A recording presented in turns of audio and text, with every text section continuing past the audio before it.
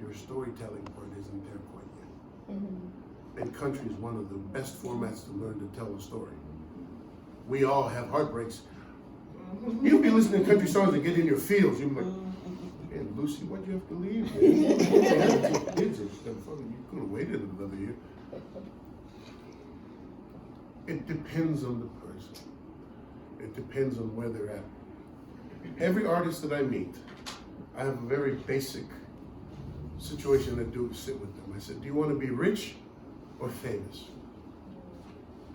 Depending on what path they choose will depend on how I help build them for that scenario. Because people come to me and goes, well, I want to be both. I said, bitch, choose one. You have to choose one. And I hate saying that, but most of you here who are artists can understand that once you separate that, it gives you a whole different perspective on things. Do I want to be rich? Do I want to be famous? I know a lot of multi-Grammy winners that are broke, but you all know them. They ain't got shit to show for it. Then I know people that can buy everything in Utah 5 times over that you wouldn't even know they had money. And they like that anonymity. So, again, it depends on who comes to me, how they present themselves. And then I can quickly listen to music or look at them, talk to them. I have a very simple way of hanging out. To know somebody, you gotta hang out with them, right? You can't say you know somebody's music if you don't take time to hang with them. I'm a different type of executive. I'm one of the few executives that will spend time with your music, and it's why it's hard for me to accept people's music, because they think that I don't care. But to be honest with you, I have music that I'll sit on 9 months later, I'll finally listen to it. Because I don't just listen to it and go through the first 8 bars and go to the next track. I actually try to listen. I listen to it in my car, listen to it in my phone, listen to it in the gym, listen to it at the buffet line. I try to listen to different things and just see what makes me vibrate or hum with their music. And some music I just don't understand. Like when I heard Crucial Comfort, I'll be honest, I didn't know what the fuck that was. I was like, what is this shit? Hay in the middle of the barn. Did that answer your question? Thank you. Does that make sense? Anyone? Yes. As independent artists, and with your background, what do you think that we should expect from managers and management representatives? Okay. Music has changed, right? So first of all, stop calling yourself an independent artist. You're an artist. Right. Whether you're signed or not signed. Macklemore proved that to everyone, that you didn't need to be with the record label to be somebody in the music business, right? He didn't have a record label, he just did it himself. As an artist, you've got to be able to manage your expectations. You have to understand what you want out of your career first and foremost. Once you understand that, it's easy to move forward. Because you will realize, what? Maybe I don't need a manager. I can do this myself. It's more intimate. So what I mean by that, rather than thinking of yourself, how do I get myself onto that stage, or how do I get myself on tour, or how do I get myself there. Reel back. Do I want to be rich or famous? First figure that path out. And then proceed. Because if you want to be rich and make money out of this, there is money galore in music. Because a lot of people forget that in music, you don't have to just be a performing artist. There are voiceovers, there's jingle writers, commercial writers. There's music that people need music beds for. I'll give you a crazy example. So I met while I was in Australia, I met a kid who has 9 seconds that Microsoft uses for a commercial. They paid him $150,000 per year to use that 9 seconds of a song no one's ever heard of. He's happy. More money than him. And they said, hey, can we use it for another 3 years? He goes, you can use it as long as you want. Just keep the zeros going. So with that said, now I'm sure if you were given $150,000 for 3 years, every year for 3 years, it would allow you to do other things more creative, right? It allow you to pay all the bills, buy the equipment you want, and then realize, oh, now I can do this the way I'm supposed to do it. So those are the kind of things you have to put in perspective. You don't need a manager. The internet has made it so that you can now take music, put it on the internet, and people find you, right? But now there's a finer line than that, is to find your audience, manage your expectation. If there's 6 billion people on the planet Earth, you only need 1% of those to find you. So where is that 1% scattered? What would that person look like? Draw up who you think you're singing to. Build that audience. Stand as an artist. Look out in the crowd. Who do you want to see in the crowd? I'd like to see beautiful women, children, whatever it is. Build that crowd in your mind. That's your audience. Go after them. Does your music resonate with the audience that you built in your mind? When you look out and you see people like you in the audience, what do people like you like to listen to? And if you already know that, then you win. If you don't know it, readjust yourself. Let me test it. My song still's not hitting that one old man I already pictured in the crowd, standing with a stranger. Make music that lasts. Don't make music for the time. 20 years from now, I'm not paying $50 to hear Back That Ass Up. I promise you that much.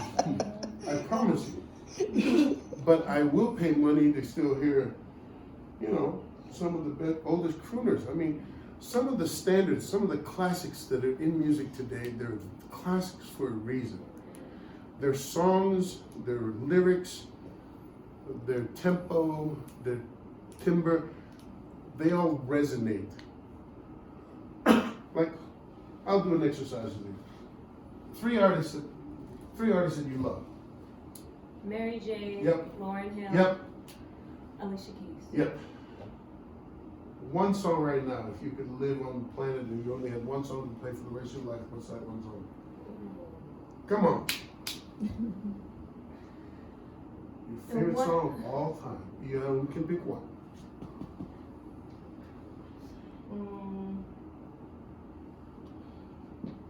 You all start thinking of it. My favorite right now is probably not from any of those three. It is Let It Burn. No, stop. Okay. Watch. Yeah. You're by yourself 5 years, 10 years, 20 years from now. When you're only allowed to play one song. Pick wisely.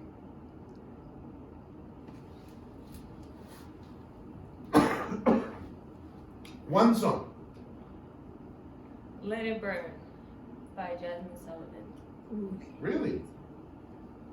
For the rest of your life until eternity, until the day you die. That's my pick-me-up song. Like every day, like I have to listen to it at least once, and then sometimes I repeat it. So I know that is like my song. That's my get-up song that gets me my day started and my go-to. Right. So take that song and put it into this bucket. Right? Mm-hmm. So what's your favorite song you like singing? Sing it. Just if I was to break into the song right now. Me, I always break into the national anthem. Believe it or not. For the land. I don't know why. I think that's my song I break into. So what song would you break into if somebody would you felt like singing this tune off the top of your head? Off the top of my head would be Whitney Houston, I'm Every Woman. No. There's this song that you can't live without, and this song that you sing, I'm Every Woman. Somewhere in between those two songs is your audience.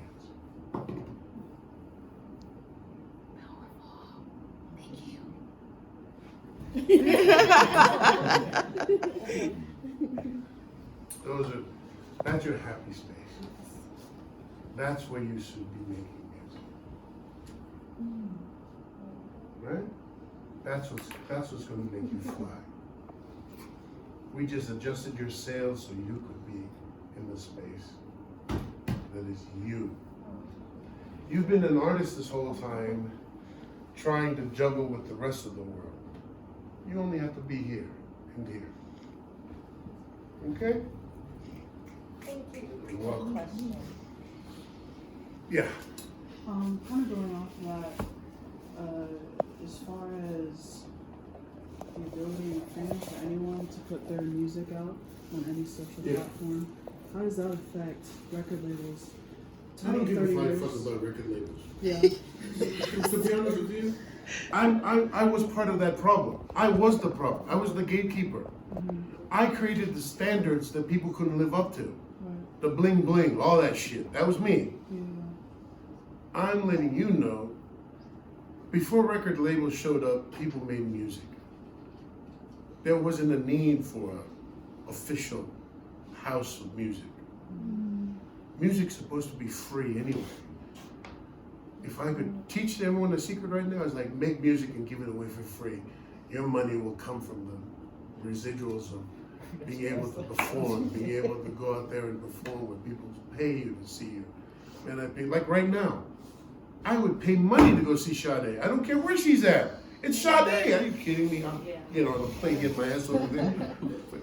This is no ordinary love. That's what I'd pay money for. Make the music where people will say, I gotta go see her. And if you look at Sade as an example, because I had this conversation with a young lady who reminded me of a young Sade. And I said, it's too bad you don't want to share your music. And she was honest, and she likes making music for other people to sing. She just wants to be a creator. She doesn't want the limelight. But she has the it factor if she wanted to. But I have to respect that she doesn't want to be in the front. I was flying back from Denver, Colorado to LA on a flight in 2006, 2005. My plane was canceled, so they had to bring in another plane. So they said, look, sir, you can fly now, coach, or wait till 4 p.m. for your first class. I was like, man, I'm not waiting no 4. I'll fly now, but I pity whoever's sitting beside me because I have the aisle seat. I get onto my plane and there's this lady who was dressed in a hot pink, she had a hot pink blouse on, lime green jacket, bright yellow pants, sunbeam red glasses, and with a hair that just was like, and I thought, I was like, you think she's Cindy Lauper or something? I don't know. I walked up and said, excuse me, you're in my seat. She goes, oh, I'm sorry. She moved over. And I was, I'm irritated because I'm sitting like this, getting ready to fly back to Denver, Colorado, and LA. And then I overhear her talking to the little girl in the middle. She goes, oh, I retired from the music business. Oh, okay, whatever. And then as she's talking, she goes, yeah, I wrote a song and then I retired.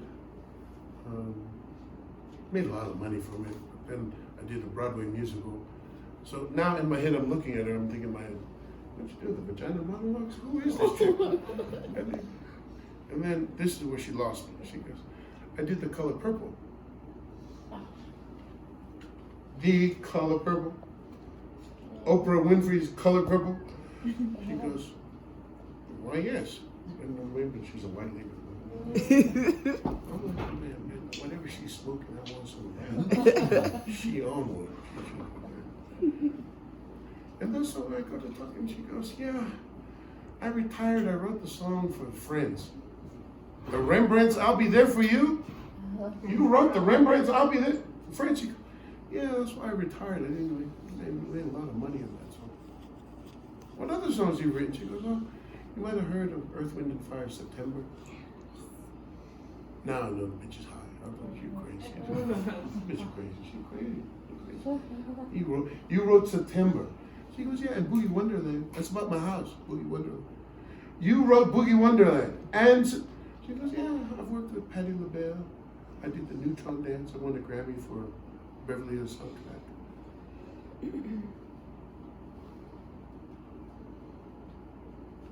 we land, we get to LA. I said, look, I'd like to invite you to come to one of my parties. Oh, well, I'm calling her on her bluff. Well, she goes, you should. I was nominated for People Magazine Party Person of the Year 2005. Man, she won't stop this woman. she is on one.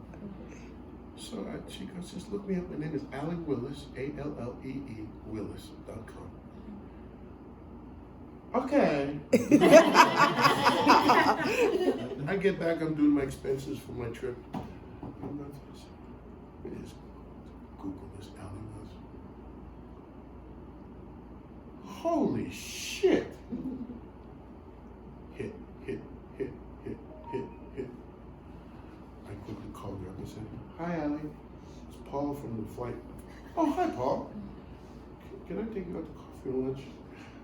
I'd really like to know more about the stories. She goes, sure, why don't you just come over to my house? I called my little brother up in San Francisco. I said, look, I'm gonna fly you down in case she's a murdering bitch. I need a witness. So, Allie Willis, your computer work? Mm-hmm. Pull up AllieWillis.com, A-L-L-E-E Willis.com. And I say this because when I went and spent the day, you see, turn it around, just turn it around so people can see. You have to understand. Oh, it went off. Oh, sorry. Yeah, that's good. Okay, no, she just died 2-3 weeks ago. But can you pass me that? Yeah. I said this is probably one of my most amazing.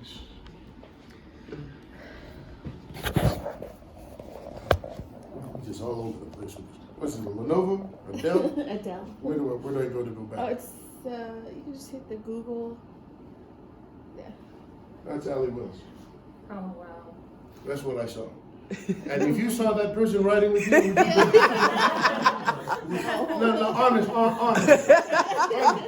honestly, if you saw that woman, does she look like she did The Color Purple? No. Or September, or knew anything about the music industry. Right.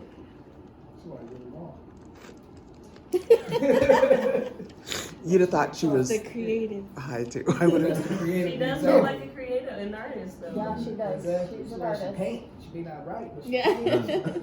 Elton John. Like Elton John. So I wrote Allie Willis before I came and I said, hey, I'm coming back to LA. And she goes, hey, when you get here. So I got down, I touched down, I reached out to her. And then I woke up being here, she had passed away. But but she was somebody who I ended up being a good friend of hers. I considered her a friend and we correspond back and forth. And I just asked her, I said, as a writer, what made you write? And she goes, nothing really. She goes, nothing really. I just would see things that didn't fit and try to make them fit. And she goes, it's ironic coming from a person like me who doesn't fit into anything.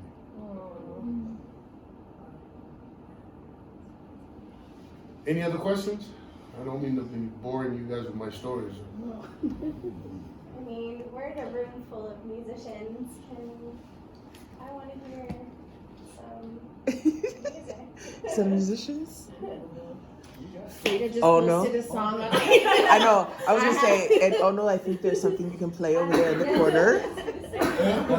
I have been bumping your song with my little one. So I do the same thing. Like, I feel it first. I listen to it in the shower, in my car, like, because it's my everyday thing. And if I like it in whatever space I'm in, then I'll stick with it.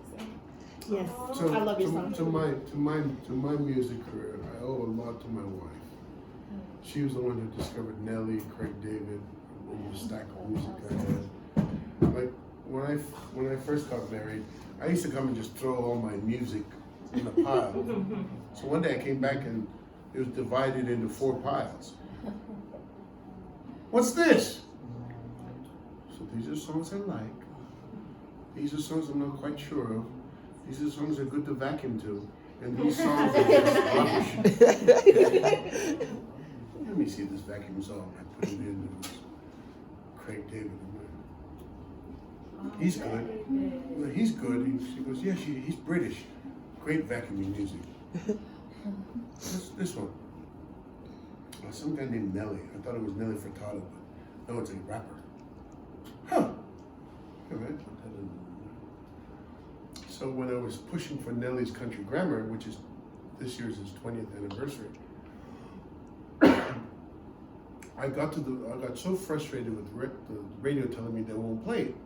And I said, hey man, my wife says it's good in vacuuming music. I said, really, Paul? You're gonna use your wife? You're gonna use your wife? You're gonna use your wife to sell the music? I said, it's your demo, your demographics. You're going after women, right? My wife fits right in the women category. So, yeah.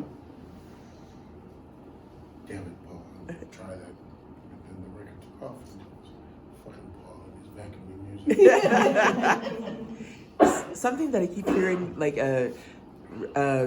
in everything you're saying, is that it's relationship building.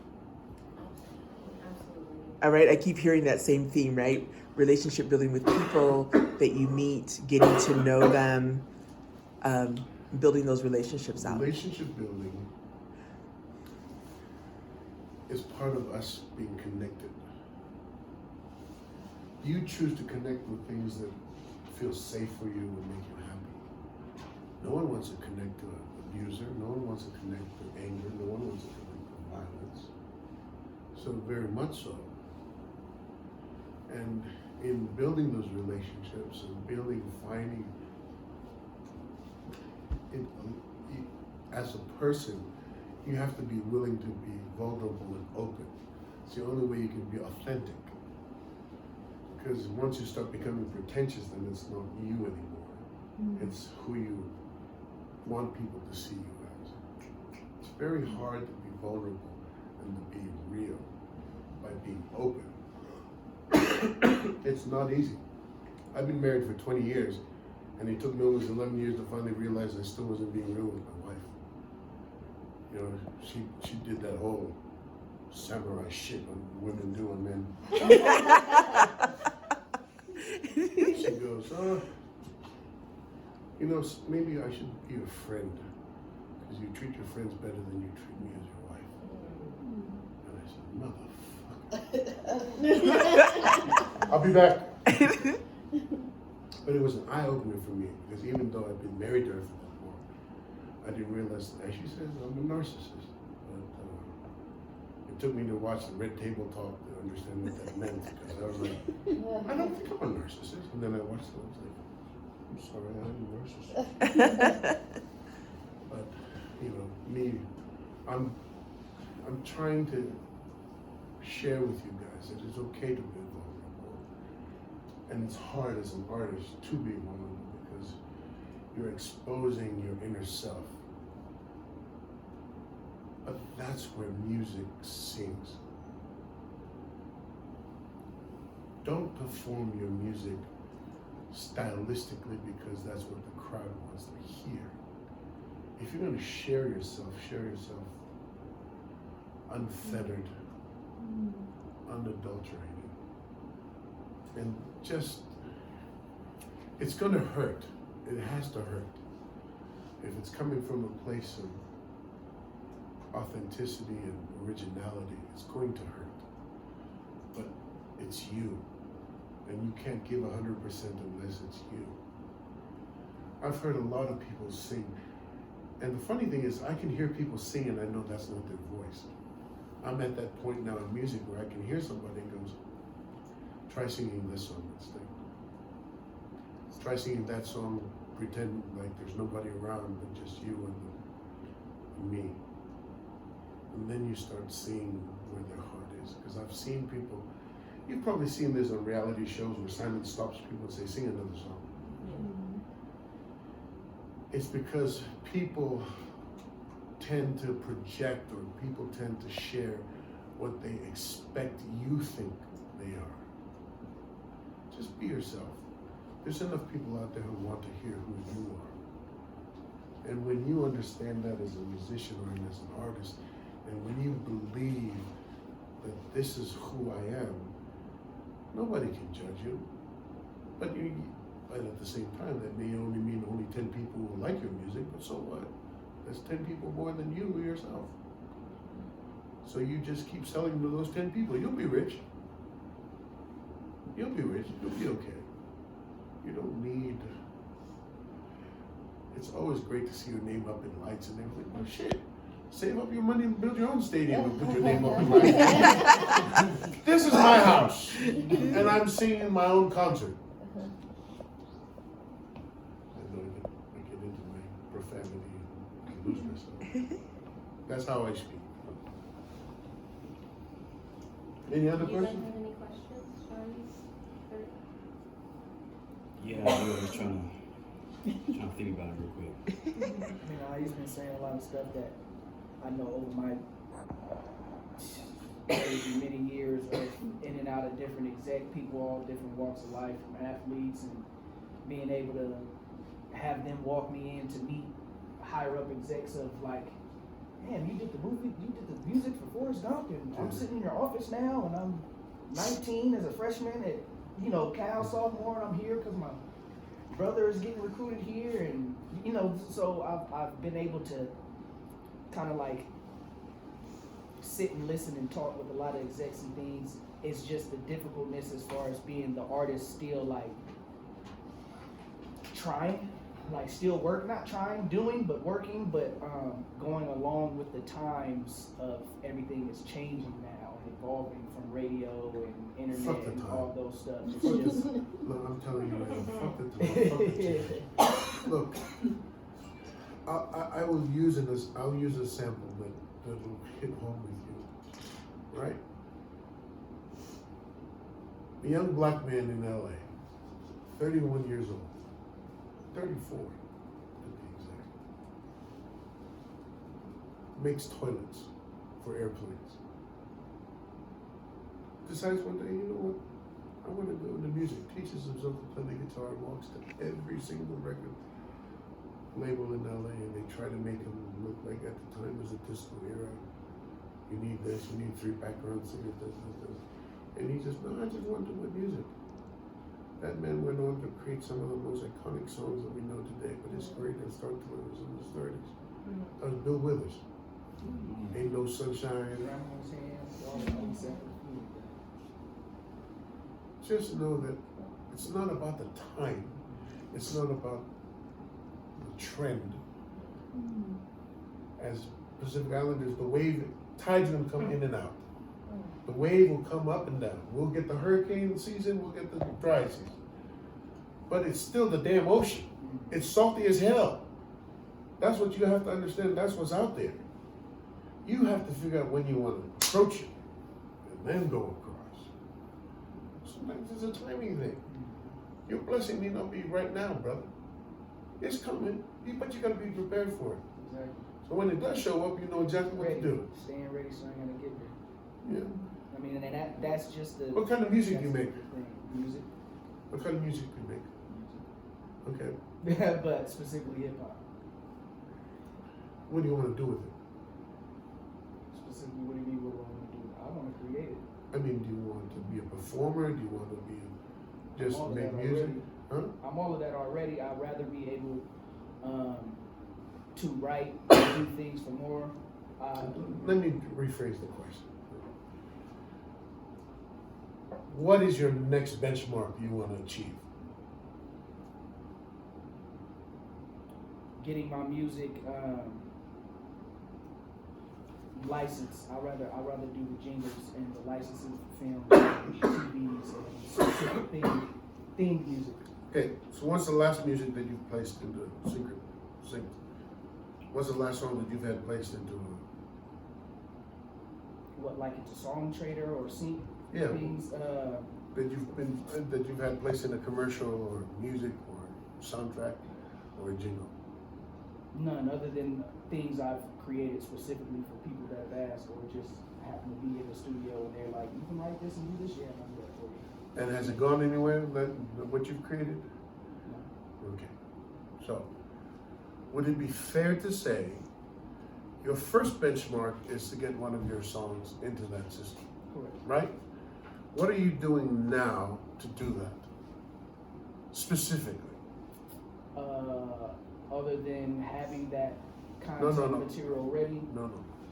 What are you doing now specifically to get your music or get your position to be into that circle? I'm speaking with people that I'm meeting through different platforms online with LinkedIn that are dealing with licensing and things like that. You're giving me what you're trying to do. I'm asking what you're doing. Going into LinkedIn and stuff is great, that's a formality. Here's what I'm gonna do for you to change that attitude. I want you to go find the top 5 jingle writers in the globe. They could be Japanese, you may not even know that. Top 5 jingle writers, or whatever you want to be in, and that's it. Find out who they are and reach out to them directly. Introduce yourself. Hi, I'm Shad. I'm gonna be the next fucker in this space. I just want to introduce myself. Network with the top 5. Don't worry about everybody else. You've been preparing for this. You're ready for it. Just go to the top 5. And from the top 5, you will also find the top 5 houses and hire them. And reach out to them. Introduce yourself. Say, I'd be willing to give you work for free. Readjust your sales. Do something that's actually going to impact what you want to do. LinkedIn and all that stuff and do shit for you. Pick it up, move it. All right? I'm going to give you my email address and you're going to hit me when you get to those 5. And we'll figure out a way to get into that circle. All right? You got this, man. You just need somebody to... You got to get ready to sail, brother. When the wind comes, you got to adjust. Be real with yourself. All that is just noise.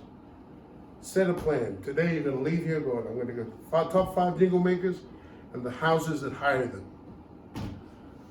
That's where you want to be. That's where you're going to see. Anyone else?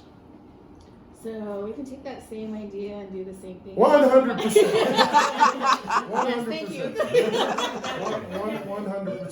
100%. Look, the widgets and all that stuff are different, but the methodology is the same on how you approach things in life. A Tongan kid reached out to me and said, look, I want to be an opera singer. He's a former NFL player. And his cousin said, how can we get him exposure? I said, I don't know, let's look. This is not my will, but I can figure it out. So I went through and I found out who won the most Grammys in that category in the last 10 years. And I found one name, I picked it up and I just wrote the guy. Went on LinkedIn, found his email, I just wrote him.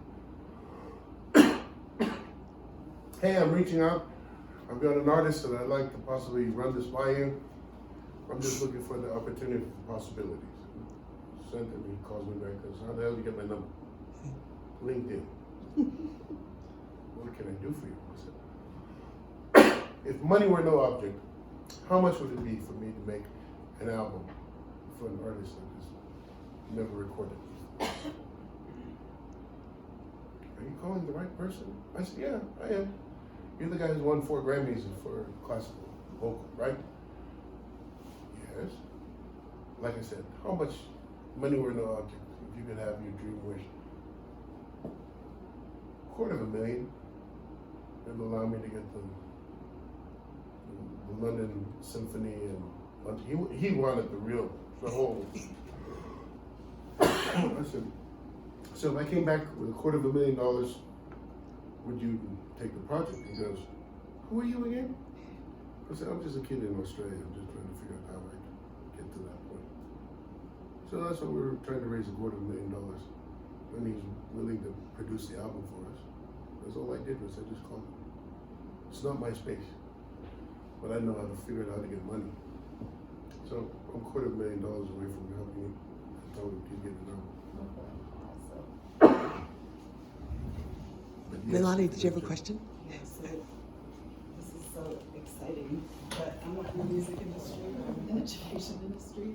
So like you talked about some of your inroads into like your Disney and your college education. Did you guys know that every year Salt Lake Community College gets $100 million from the legislature, from your tax dollars? 100 million. So there's programs in music recording technology. I just found this out too, that they have these facilities At the for South you. City Yeah, campus. the South City. I work for Slate's facility where I work central distribution. So I'm you already on all know. campuses, yeah. Yeah, so utilize You get your Creative tax Cloud for dollars. free, you get Rosetta Stone for free, I have Photoshop and all the Lightroom, the whole Adobe Creative Cloud by just logging in with my workers login. So if you're a student, staff, and faculty at Slate, you have Adobe. Yeah, so it's a good value. You've already paid for part of it with your tax dollars. Can You get you hire me for a consultant so I can get that free shit? I just like free. And at the new city that they just built at the South City campus, it's freaking. All I heard was free. That's all the big guy heard. yeah, it's. I think they said it's the best in the state. It is. Yeah. No, by far. I've been there. I deliver there all the time. We get their old equipment from their old spot in Redwood. Their thing, like it's. Yeah. So they just invested $40 million in that center. And they have stackable courses. You don't have to take the whole degree. You can do it little by little. So initially, if you're Pell eligible, so that's a federal grant, then your tuition's kind of covered. But there's also campus jobs. So that can be part Yeah, of because your Slick plan. is free now. Remember, That's why I got the it's job. 2 years of free college, and if they've got this music program, which that campus is all about music. And the I'm not moving to Utah for that free shit. That's like no the shit. opportunity for doing this online with all the companies that are coming, creating apps and everything, Silicon Slopes, like Disney the just moved career- out here. Yeah. They literally moved across from our warehouse and is using our warehouse space to do things. They're on 933 South, 900 West. They just And bought a it's, $1 there's million also square performing foot. arts tracks.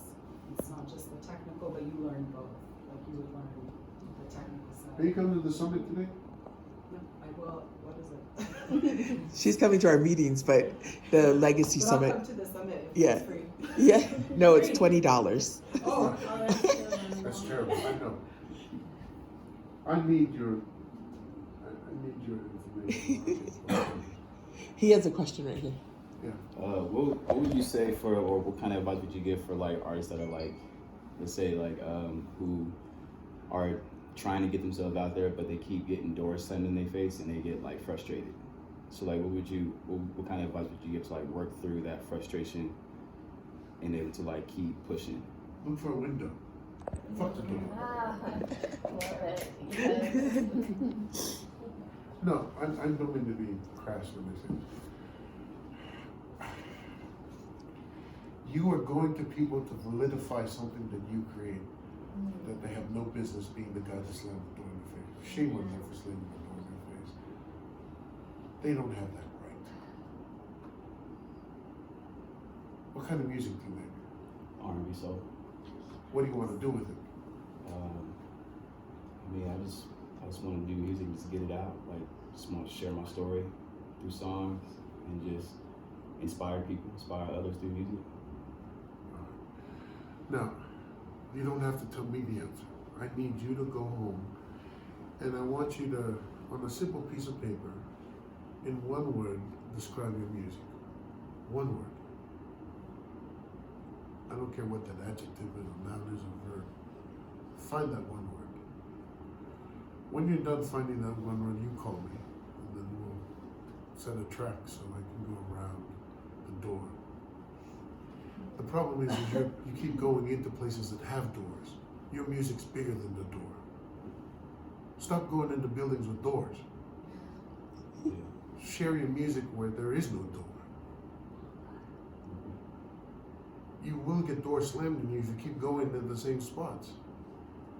Why are you going to places that have doors? Preferably, right? You know what I'm saying. Yeah. Most people who will say no to you because they don't know what to do with you. or you're not comfortable in their well. A young talented artist was signed at a young age, and she sat for almost 4.5 years at a record label called Capitol. Until a young man came along and said, oh, well, this art, Clive Davis got fired from his own record label, Arista, and he went and started J Records. He went to Capitol Records and he took that young lady that had been on the shelf for 4.5 years. That lady was Alicia Keys.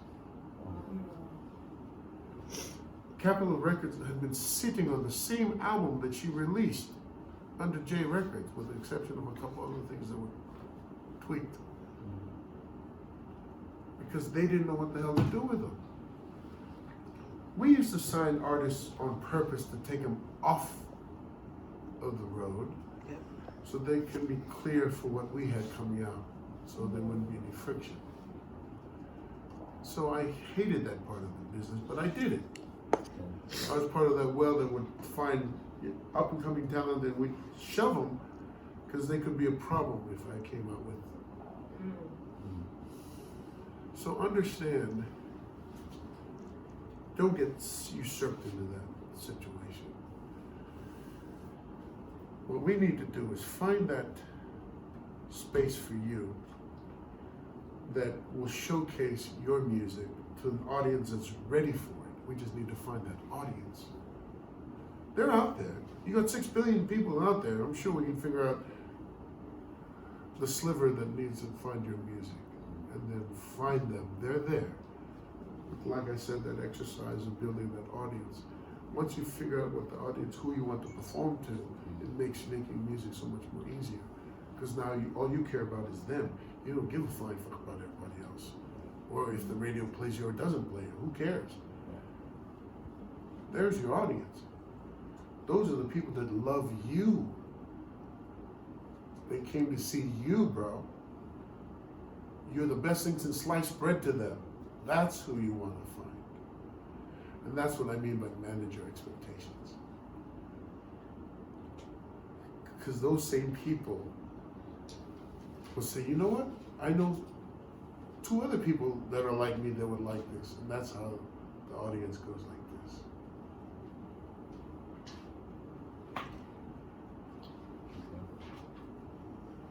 Get away from the doors. Doors are overrated. What are your thoughts on the idea that if you're, let's say, an artist and you have other passions that you want to follow, but music is also your passion. What is your thoughts or your thoughts? What are you trying to say? You want to be a musician, actor, actress, model? What else? I want to do it all, whatever comes with being able to financially provide for my family. But like wanting to go the entrepreneur route and like doing music, what are your thoughts on the best ways to have that collectively all work in the purpose of the passion of making music and making money from music? Focus on your music first, because that's your breadwinner.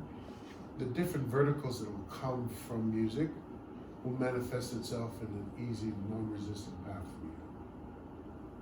Right? So let's just say you go down, you become, I don't know if you have kids or you don't have kids.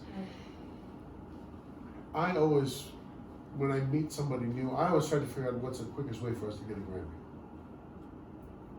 I'd go Grammy route first and I reverse engineer it.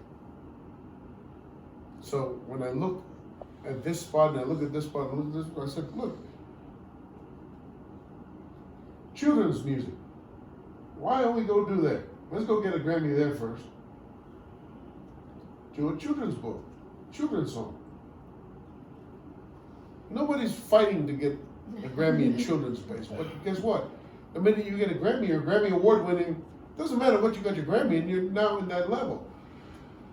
Doors start opening ceilings start lifting and windows start opening. Ooh, she's a Grammy Award winner. They don't give a flying what all the little details are. So just reverse engineer things. Picture yourself winning a Grammy. Hey, I'm a Grammy winner of this. And then do it. Like, luckily for us in here, or Pacific Islanders, there's a category there. They keep putting in Hawaiian, they take it out, they put in world, they take it out. There's enough room for everybody. But find the room with least resistance that still makes you happy. I'm not saying change who you are to get a Grammy. I'm saying sometimes it's good to have a Grammy, and that's all. I want a Grammy. But your music will dictate what opens up for you. But don't be afraid to be an entrepreneur. You can do multiple things. Use music as the door jam. Put your foot in there and get in. Powerful.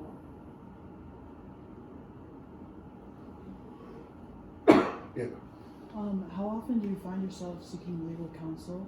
Seeking what? Legal counsel when you're, for you personally, when you're working with these artists, if they're giving you advice, maybe this is not something you should be taking on right now, or how do you? Legal counsel comes into play whenever you have to put money on the table.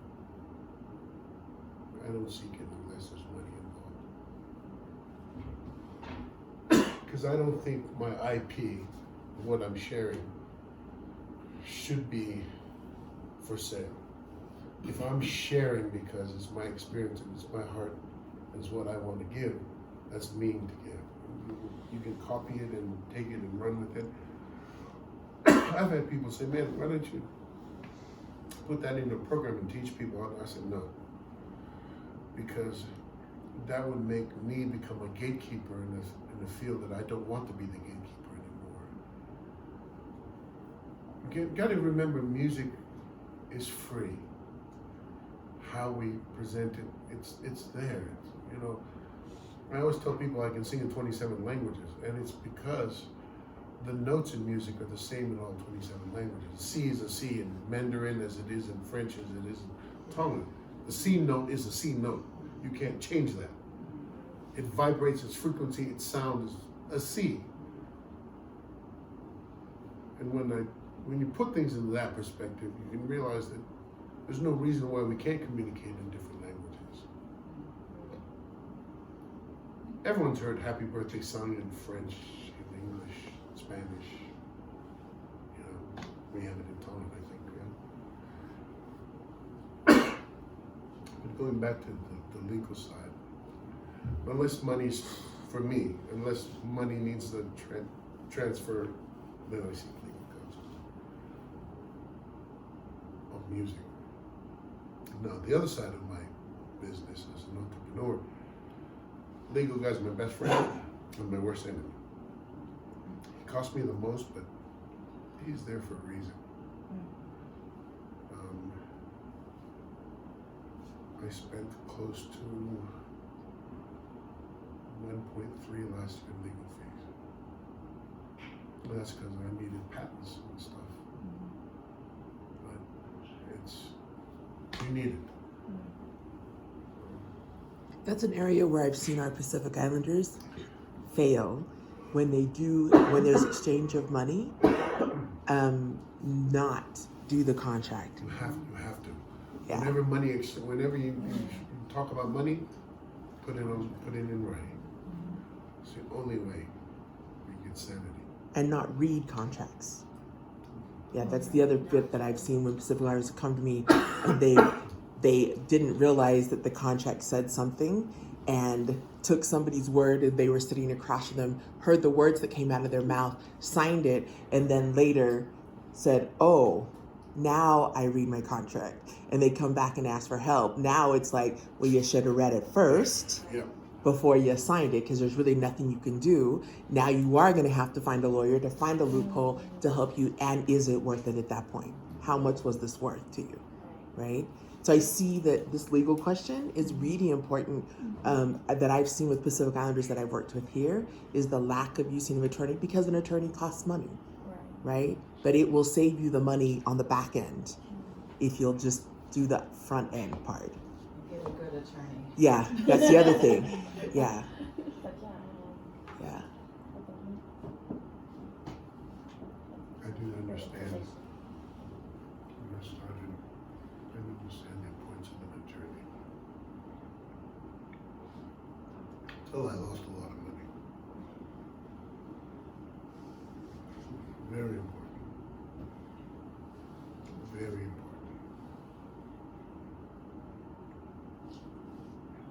And a good attorney is worth every penny. It's like you don't skim on an attorney just like you wouldn't skim on a doctor. You wouldn't skim on somebody who's supposed to fix your body. What's your body worth to you? Same thing, what's your mental health worth to you? Pay for it. And if you can't pay for it, wait to find the time to pay for it before proceeding. There's no reason to rush things unless you've got all your ducks lined up. Take your time. I'm a firm believer. Everyone says, well, you gotta be first to market, you gotta be first to... Yeah, that's great, but if you're not first to market, be the best to market.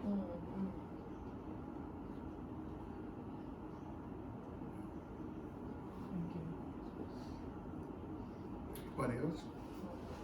Yeah.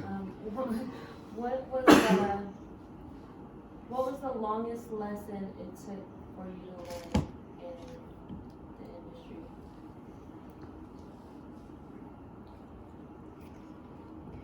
It's a lesson I'm still learning.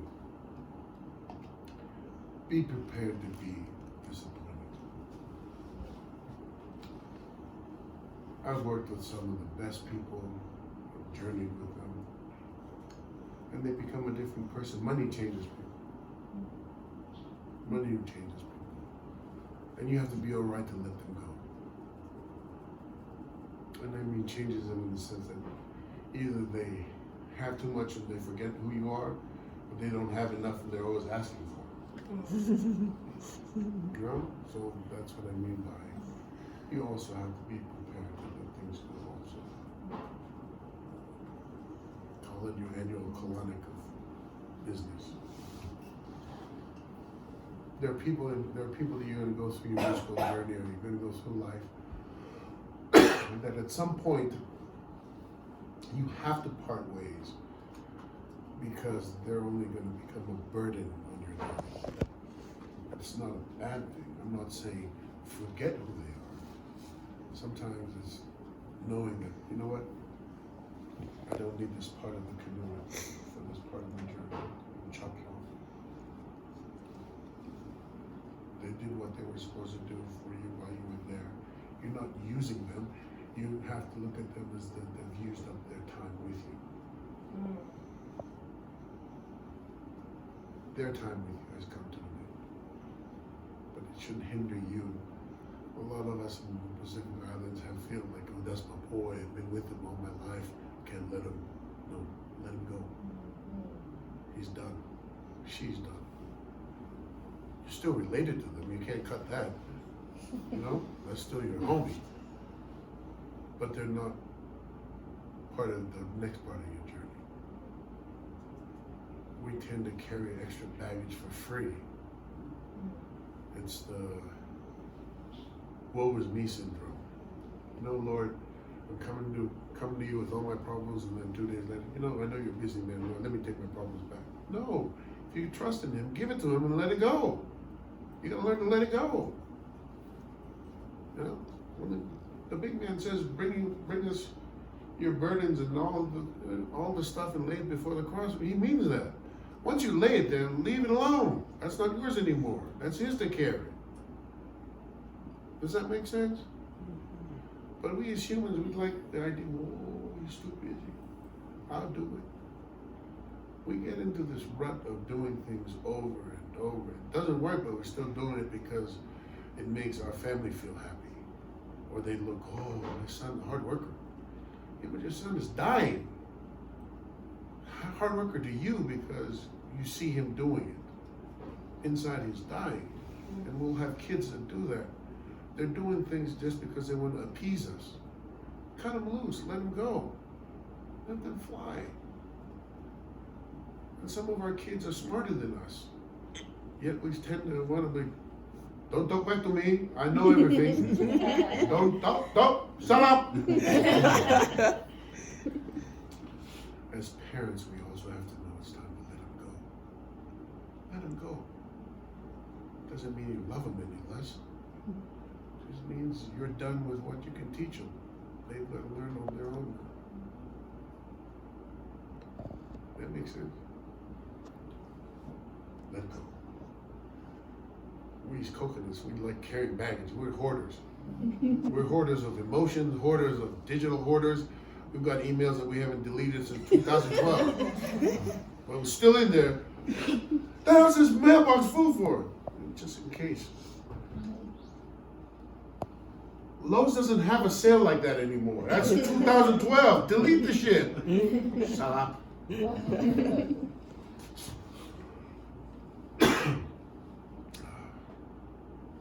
Well, now that I've bored everyone to pieces, I'm gonna give everyone my email address. Yep, go ahead. With you being let go, you said 09, and then, you know, going into work for yourself, not working back for them. With that change and with your new entrepreneurial endeavors and things that you're doing, kind of two-part, how, along with some of the gatekeeping things and things that you were doing within the industry that you have said you know, were not so comfortable with or liking what you do, how do you feel about the industry now? And with those feelings, how or what are you doing with those feelings, navigating within the industry, if you still are, as far as doing things musically? The best thing that happened to me was to be let go, because I realized my potential was bigger than the music. Everyone still knows me as Big Paul from Universal. But I realized after being let go that I was so much more, I did so much more for the company that I never got credit for. And I was okay with that because they paid me well. But looking back at some of the things that I helped pioneer and that I've built into what's now the norm in the system, I realized that the music industry is broken. It's been broken for a long time. And they keep trying to repair it with, it's like putting a Band-Aid on a hole in a boat. They're gonna constantly need a Band-Aid to keep switching it. So we have music today that I can't understand what they're saying. It doesn't fit into any norm. Like, if I was, some of the rappers today said, can I have the sheet music today? Would look at me like, what are you talking about? Because it's not music. To them it's music, and I can't fault them for that because that's what they understand. They only know what they know, right? But if I was to tell a kid today, can you give me 3-part harmony or 2-part harmony, like, what you mean, what we're talking about?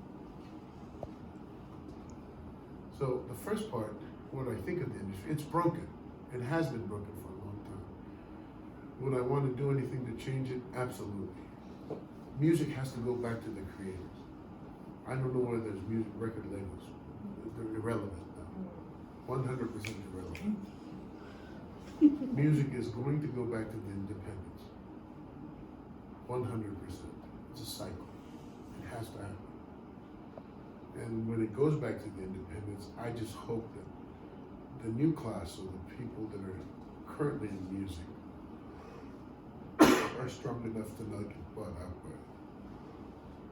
Because if somebody like a Universal or Sony sees something working, they'll come in and dangle money and buy it away from you.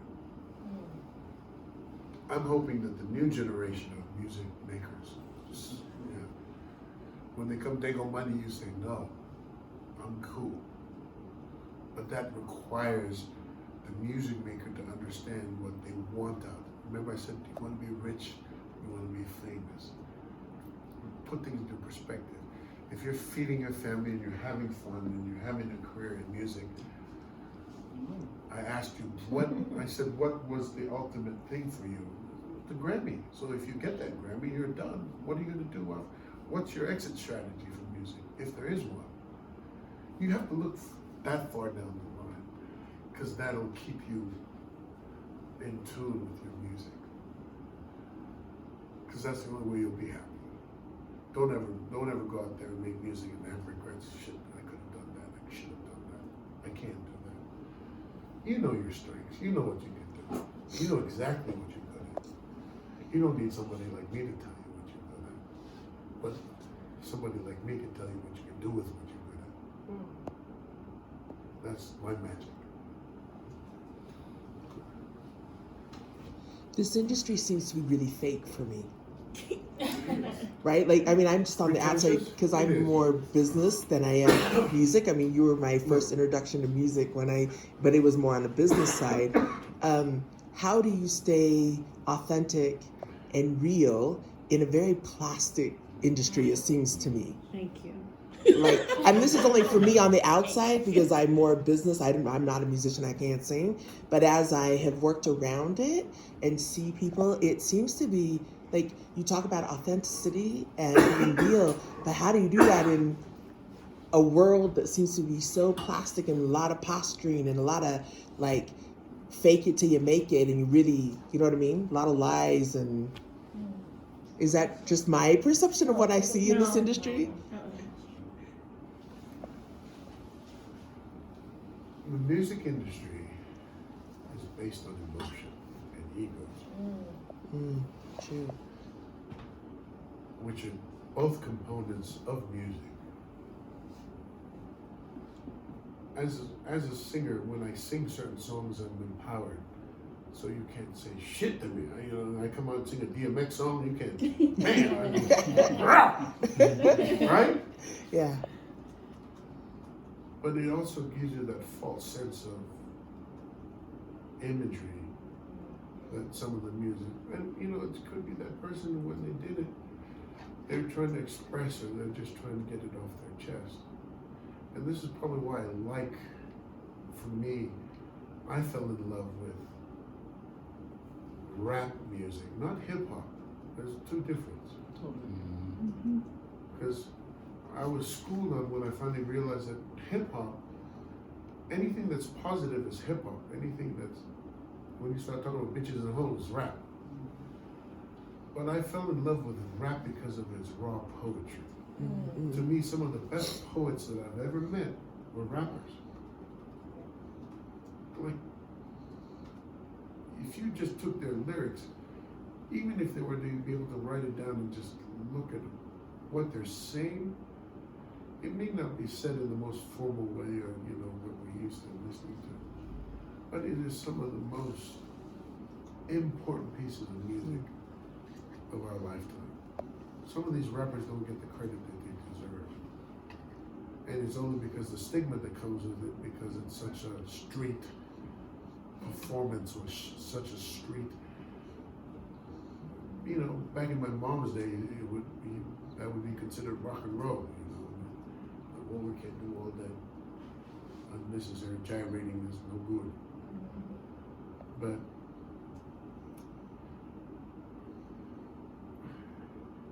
it's hard because as long as there's people who can make money from other people's talents, you'll always have that fakeness.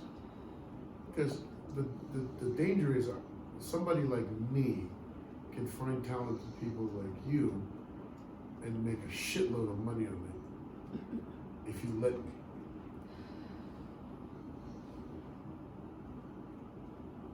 But it's no service to the music. It's no service to the artist. That artist wakes up one day and goes, fuck, that's not what I made. I didn't want to tour 6 years in a row and not see my family and not hang out. I don't even know what the cost of rent is nowadays, because you're constantly living out of a suitcase. When you get to that point, there are people that enjoy that kind of lifestyle, but I've seen the back end, they miss out on the simple things in life. That's why you gotta be very careful want to be rich or famous. And ball boys under that simplicity for me. And I figured out that most people, they say they want to be famous, but they really want to be rich. And most people who have money and have no ego, they're happy. Allie Willis. Mm-hmm. Walking around dressing the way she do because she can. She Allie Willis. She get a check every 6 months from the Rembrandts. I'll be there for you. She don't give a flying for it.